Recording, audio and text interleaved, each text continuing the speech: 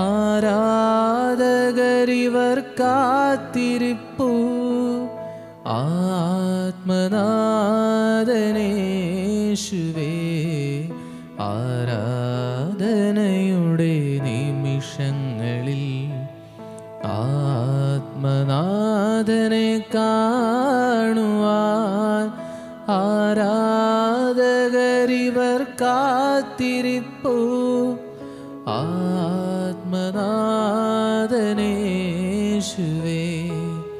ആരാധന ആരാധന ആയിരം ആരാധന.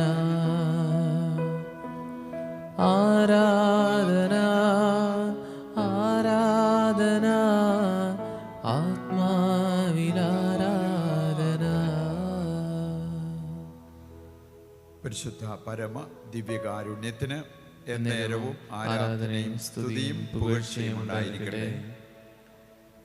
ദിവ്യകാരുണ്യനാഥൻ്റെ കരുണയും സ്നേഹവും നമ്മളിലേക്ക് ഒഴുകി വരുന്ന സമയം, അതിനായിട്ട് നമ്മൾ കാത്തിരുന്ന് പ്രാർത്ഥിക്കുന്ന സമയമാണ്. കർത്താവിൻ്റെ സന്നിധിയിലേക്ക് നമ്മളെ നയിച്ച ദൈവത്തിൻ്റെ സ്നേഹത്തിനും കാരുണ്യത്തിനും നന്ദി പറയാം. നമ്മോടൊപ്പം ലോകത്തിൻ്റെ നാനാഭാഗങ്ങളിലിരുന്ന് ഈ പ്രാർത്ഥനയിൽ പങ്കുചേർന്ന് കർത്താവിൻ്റെ കരുണയ്ക്ക് വേണ്ടി യാചിക്കുന്നവരുണ്ട്. അവരോട് നമുക്കും പ്രാർത്ഥനയിൽ ചേരാം. വചനത്തിൽ നമ്മൾ കാണുന്നു, മത്തായി 18:19 പറഞ്ഞിരുന്നുണ്ട്, നിങ്ങളിൽ 2 പേർ യോജിച്ച് ചോദിക്കുന്ന ഏത് കാര്യവും സ്വർഗസ്ഥനായ പിതാവ് നടത്തിത്തരും. നമുക്ക് ഏക മനസ്സോടെ പ്രാർത്ഥിക്കാം. ലോകം മുഴുവൻ്റെ മേലും ഈ സമയം ദൈവത്തിൻ്റെ കരുണ വർഷിക്കപ്പെടുവാൻ ആഗ്രഹിച്ചുകൊണ്ട് അല്പസമയം നമുക്ക് കർത്താവിനെ സ്വതന്ത്രമായിട്ട് സ്തുതിച്ചുകൊണ്ടിരിക്കാം. യേശുവേ നന്ദി, ഹല്ലേലൂയ ഹല്ലേലൂയ ഹല്ലേലൂയ ഹല്ലേലൂയ. കർത്താവേ, ഞങ്ങൾ ഒന്നുചേർന്ന് സ്തുതിക്കുകയും ആരാധിക്കുകയും ചെയ്യുന്നു. ഞങ്ങൾക്ക് വേണ്ടി ഞങ്ങളുടെ മുമ്പിൽ എഴുന്നള്ളിയിരിക്കുന്ന സർവശക്തനായ ദൈവമേ, അവിടുന്ന് കാരുണ്യവാനാണ്, അവിടുന്ന് സ്നേഹമാണ്, അവിടുന്ന് വാത്സല്യമുള്ള ദൈവമാണ്. ഞങ്ങൾ ആ ബോധ്യത്തോടെ പ്രാർത്ഥിക്കുന്നു. ഞങ്ങളുടെ മേലും ലോകം മുഴുവൻ്റെ മേലും അവിടുത്തെ കരുണ വർഷിക്കണമെന്ന് ഞങ്ങൾ പ്രാർത്ഥിക്കുന്നു. Hallelujah hallelujah. യേശുവേ നന്ദി, യേശുവേ നന്ദി, യേശുവേ നന്ദി. ഈശോയുടെ തിരുഹൃദയത്തിൽ നിന്ന് ഞങ്ങൾക്ക് കാരുണ്യ സ്രോതസ്സായി ഒഴുകിയിറങ്ങിയ തിരുരക്തമേ, തിരുജലമേ, ഞങ്ങളങ്ങയിൽ ശരണപ്പെടുന്നു.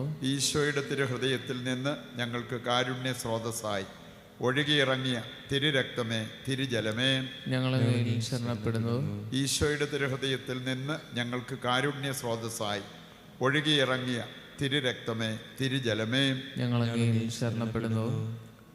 ഉത്സസ്ഥാനങ്ങളിരുന്ന് അല്പസമയം ദൈവ വചന വെളിച്ചത്തിൽ ദൈവത്തിൻ്റെ കരുണയെ ധ്യാനിക്കാം. ആ കരുണയ്ക്ക് വേണ്ടി പ്രത്യേകമായിട്ട് നമ്മൾ പ്രാർത്ഥിച്ച് ഒരുങ്ങുകയാണ് ചെയ്യുന്നത്.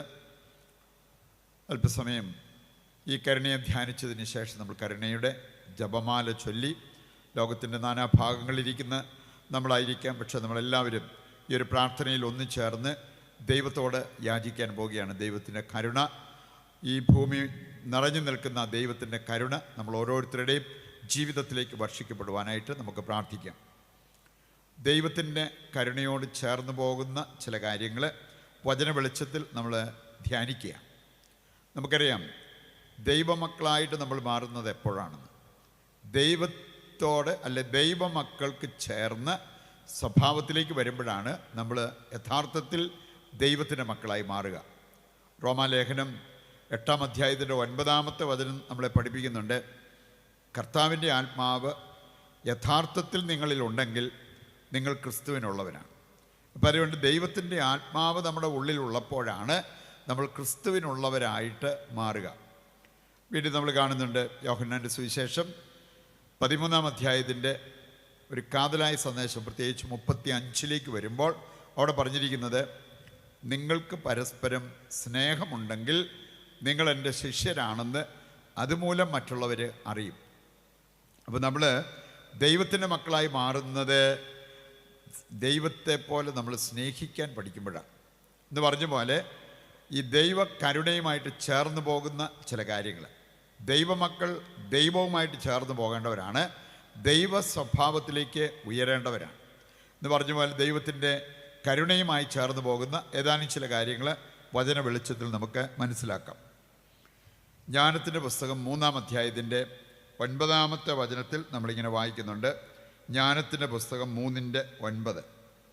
തിരഞ്ഞെടുക്കപ്പെട്ടവരുടെ മേൽ അവിടുന്ന് കരുണയും അനുഗ്രഹവും വർഷിക്കും. തിരഞ്ഞെടുക്കപ്പെട്ടവരുടെ മേൽ ദൈവം തൻ്റെ കരുണയും തൻ്റെ സ്നേഹവും വർഷിക്കും. പറയുണ്ട്, നമുക്കറിയാം, നമ്മുടെ വിളിക്കനുസരിച്ച് നമ്മൾ ജീവിക്കാൻ തുടങ്ങുമ്പോൾ ദൈവത്തിൻ്റെ കരുണയ്ക്ക് നമുക്ക് അർഹതയുണ്ടാവും. ഈ കരുണ നമ്മുടെ മേൽ വർഷിക്കപ്പെടും എന്ന് കർത്താവ് നമ്മെ ഓർമ്മിപ്പിക്കുക. നമുക്കറിയാം, നമ്മളെല്ലാവരും തിരഞ്ഞെടുക്കപ്പെട്ടവരാണ്. 1 പത്രോസ് 2-ാം അധ്യായത്തിൻ്റെ 9-ാമത്തെ വചനം നമുക്ക് സുപരിചിതമാണ്. 1 പത്രോസ് 2. ഇനി അവിടെ പറഞ്ഞിരിക്കുന്ന ഒരു കാര്യം, നിങ്ങൾ തിരഞ്ഞെടുക്കപ്പെട്ട വംശമാണ്, രാജകീയ പുരോഹിത വംശമാണ്, ദൈവത്തിൻ്റെ സ്വന്തമാണ്, വിശുദ്ധ ജനമാണ്. ഇങ്ങനെ വളരെയേറെ കാര്യങ്ങൾ ഈ ഒറ്റ വചനത്തിൽ തിരഞ്ഞെടുക്കപ്പെട്ടവരെക്കുറിച്ച് പറഞ്ഞിരിക്കുന്നത് കാണാൻ പറ്റും. ഇനി ഈ ഒരു ബോധ്യത്തോടു കൂടി നമ്മൾ ജീവിക്കാൻ തുടങ്ങുമ്പോൾ നമ്മുടെ മേൽ ദൈവത്തിൻ്റെ കരുണ വർഷിക്കപ്പെടും എന്നുള്ളത് നമുക്ക് ഹൃദയത്തിൽ ഉറപ്പിക്കാവുന്ന കാര്യമാണ്. കാരണം തിരഞ്ഞെടുക്കപ്പെട്ടവരുടെ മേലാണ് അവിടുന്ന് കരുണയും അനുഗ്രഹവും വർഷിക്കുന്നത്. നമ്മൾ തിരഞ്ഞെടുക്കപ്പെട്ടവരുടെ ഗണത്തിൽപ്പെട്ടവരുമാണ്. അപ്പം അതുകൊണ്ട് ദൈവകരുണയുടെ ദാരിദ്ര്യം ഒരിക്കലും നമ്മുടെ ജീവിതത്തിൽ ഉണ്ടാകരുത്. ദൈവാനുഗ്രഹത്തിൻ്റെ ദാരിദ്ര്യം ഒരിക്കലും നമ്മുടെ ജീവിതത്തിൽ ഉണ്ടാകരുത്. കാരണം നമ്മൾ തിരഞ്ഞെടുക്കപ്പെട്ടവരാണ്. വിളിക്കനുസരിച്ച് ജീവിക്കുന്നവർക്ക് ഇതിൻ്റെ കുറവ് ഒരിക്കലും ഉണ്ടാകില്ല എന്നുള്ളത് നമുക്ക് മനസ്സിലാക്കാവുന്ന കാര്യമാണ്. നിയമാവർത്തന പുസ്തകം 7-ാം അധ്യായത്തിൻ്റെ 12-ാമത്തെ വചനം നമ്മെ ഓർമ്മിപ്പിക്കുന്നൊരു കാര്യം, നിയമാവർത്തനം 7:12. കർത്താവിൻ്റെ നിയമങ്ങൾ വിശ്വസ്തയോടെ പാലിക്കുന്നവരുടെ മേൽ ദൈവം ഉടമ്പടിയും കരുണയും പുലർത്തും.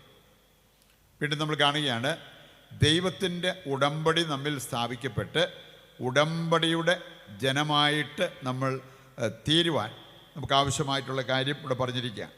കർത്താവിൻ്റെ കരുണ നമ്മുടെ മേൽ വന്ന് നിറയുവാൻ നമുക്ക് ആവശ്യമായിട്ടുള്ള കാര്യം, കർത്താവിൻ്റെ നിയമങ്ങൾ വിശ്വസ്തയോടെ പാലിക്കുക.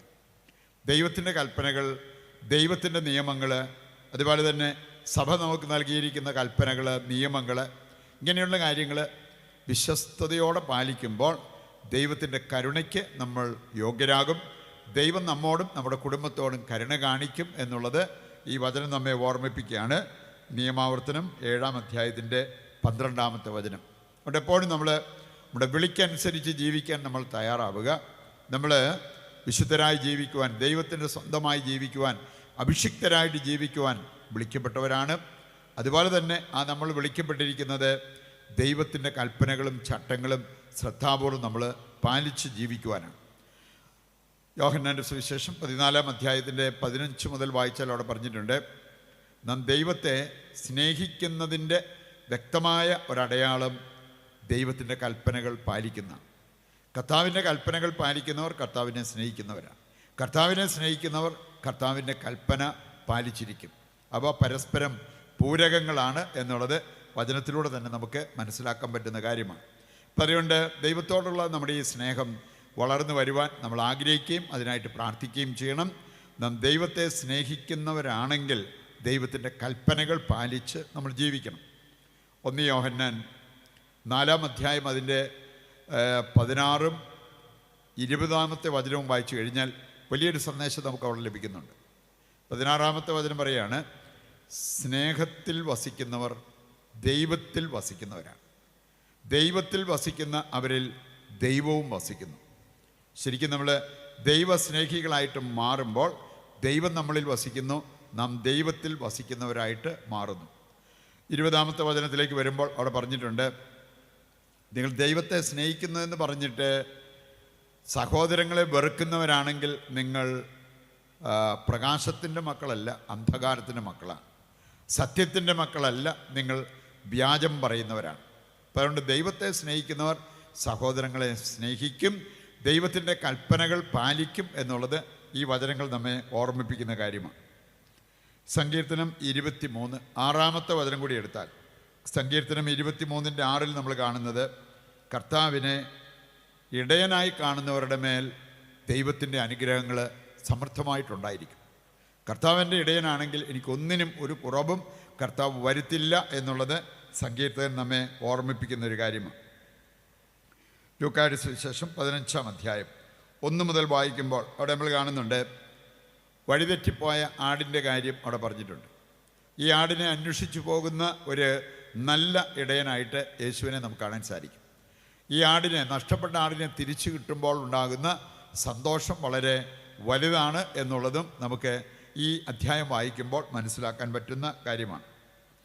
മത്തായിയുടെ സുവിശേഷം 6-ാം അധ്യായത്തിൻ്റെ 25 മുതൽ വായിക്കുമ്പോൾ വീണ്ടും അവിടെ നമ്മൾ കാണുന്ന ഒരു കാര്യമാണ്, ദൈവത്തിൻ്റെ പരിപാലന മനസ്സിലാക്കാത്ത വ്യക്തികൾക്കാണ് ജീവിതത്തിൽ ഒരുപാട് ആകുലതകൾ, ഉത്കണ്ഠകൾ ഇതെല്ലാം ഉണ്ടാകുക. ദൈവത്തെ അറിഞ്ഞ്, ദൈവത്തെ സ്നേഹിച്ച്, ദൈവപരിപാലനയുടെ തണലിൽ ജീവിക്കുന്നവരാണെങ്കിൽ അവരുടെ കാര്യം ദൈവം നോക്കിയിരിക്കും. അവർക്കൊന്നിനും ഒരു കുറവും വരില്ല എന്നുള്ളത് കർത്താവിൻ്റെ വചനത്തിലൂടെ നമ്മൾ പഠിച്ചിരിക്കേണ്ട ഒരു കാര്യമാണ്. സങ്കീർത്തനം 98 മൂന്നാമത്തെ വചനം, സങ്കീർത്തനം 98-ൻ്റെ 3-ാമത്തെ വചനത്തിൽ നമ്മൾ കാണുന്നത് ഇസ്രായേലിനോടുള്ള ദൈവത്തിൻ്റെ കരുണയും വിശ്വസ്തതയും അവിടുന്ന് അനുസ്മരിച്ചു.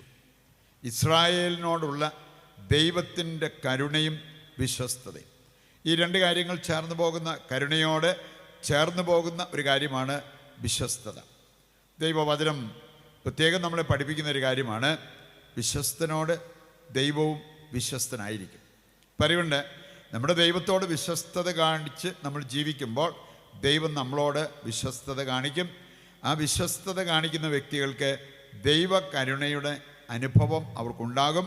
മാത്രമല്ല, അവർക്ക് മറ്റുള്ളവരോട് കരുണ കാണിച്ച് ജീവിതത്തിൽ മുമ്പോട്ട് പോകാനായിട്ട് സാധിക്കുകയും ചെയ്യും. ഈ കാര്യങ്ങളെല്ലാം ഒന്നിച്ചു പോകുന്ന, പരസ്പരം ബന്ധപ്പെട്ട് കിടക്കുന്ന കാര്യങ്ങളാണ് എന്ന് നമ്മൾ തിരിച്ചറിയണം.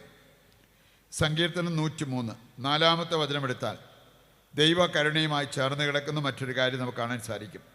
ദൈവസ്നേഹവും കരുണയും കൊണ്ട് ദൈവം നമ്മെ കിരീടമണിയിക്കും എന്നാണ് പറഞ്ഞിരിക്കുന്നത്. ദൈവത്തിൻ്റെ സ്നേഹം, ദൈവത്തിൻ്റെ കരുണ, ദൈവത്തോട് നമ്മൾ വിശ്വസ്തത പുലർത്തി ജീവിക്കുമ്പോൾ ഈ രണ്ട് കാര്യങ്ങളിലേക്ക് ദൈവം നമ്മെ കൈപിടിച്ചുയർത്തുന്ന അനുഭവം ഉണ്ടാകും.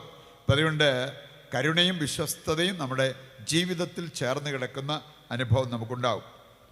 സുഭാഷിതങ്ങൾ 3-ാം അധ്യായത്തിൻ്റെ 3-ാമത്തെ വചനം കൂടി എടുത്താൽ വീണ്ടും അവിടെ നമ്മൾ കാണുന്നുണ്ട്, കരുണയും വിശ്വസ്തതയും നിന്നെ പിന്തിരിയാതിരിക്കട്ടെ, അവ നിൻ്റെ കഴുത്തിൽ ധരിക്കുക, ഹൃദയത്തിൽ രേഖപ്പെടുത്തുക. കരുണയും വിശ്വസ്തതയും ഒരു നാണയത്തിൻ്റെ 2 വശങ്ങൾ പോലെ പോകേണ്ട കാര്യമാണ് എന്ന് വീണ്ടും വചനഭാഗം നമ്മെ ഓർമ്മിപ്പിക്കുകയാണ്. പ്രിയപ്പെട്ടവരെ, ഈ കാര്യങ്ങൾ ഹൃദയത്തിലേക്ക് ഏറ്റെടുത്താൽ ദൈവകരുണയ്ക്ക് വേണ്ടി നമുക്ക് പ്രാർത്ഥിക്കാൻ എളുപ്പമാകും. ദൈവകരുണ ലഭിക്കാനായിട്ട് അത് നമ്മെ സഹായിക്കും. അതുപോലെ തന്നെ മറ്റുള്ളവരോട് കരുണ കാണിച്ച് ജീവിക്കാനുള്ളൊരു കൃപയും അനുഗ്രഹവും നമുക്ക് ലഭിക്കുകയും ചെയ്യും. നമ്മുടെ എല്ലാ ആവശ്യങ്ങളെയും, ലോകം മുഴുവൻ്റെയും ആവശ്യങ്ങളെ സ്വർഗത്തിലേക്ക് നമുക്ക് ഉയർത്താം.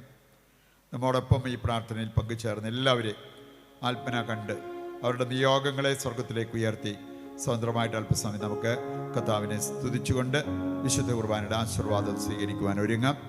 യേശുവേ നന്ദി, ഹല്ലേലൂയ, ഹല്ലേലൂയ, ഹല്ലേലൂയ. കർത്താവേ, ഞങ്ങൾ ഒന്നുയർന്നങ്ങേ സ്തുതിക്കുകയും ആരാധിക്കുകയും ചെയ്യുന്നു. കർത്താവേ, ഞങ്ങളുടെ പ്രാർത്ഥന കേട്ട് ഞങ്ങളെയും ലോകം മുഴുവനെയും അനുഗ്രഹിക്കുന്ന അങ്ങേക്ക് ഞങ്ങൾ സ്തുതിയും സ്തോത്രവും അർപ്പിക്കുന്നു. Hallelujah, hallelujah. ഞങ്ങളുടെ എല്ലാ ആവശ്യങ്ങളിലേക്കും ഇറങ്ങി പ്രവർത്തിക്കണമേ. കർത്താവേ, ഞങ്ങൾക്ക് വേണ്ടതെല്ലാം നൽകി അനുഗ്രഹിക്കണമേ.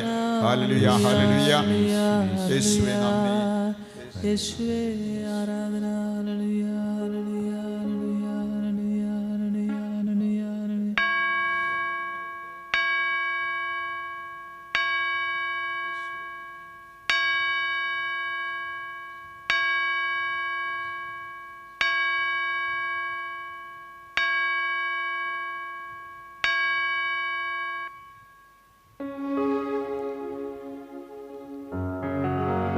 പരിശുദ്ധ പരമമാ ദിവ്യകാരുണ്യമേ,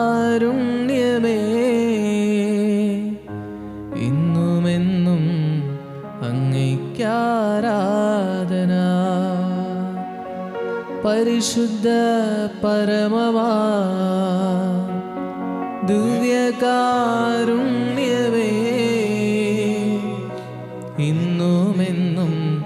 അങ്ങേക്കാരാധന.